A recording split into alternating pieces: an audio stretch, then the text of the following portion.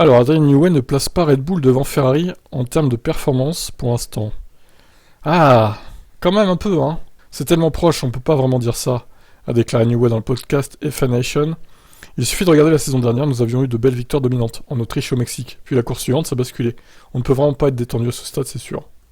Newey explique que la surface de Miami a posé des problèmes de compréhension sur la dégradation des pneus, notamment parce que les essais libres ont été perturbés par des interruptions.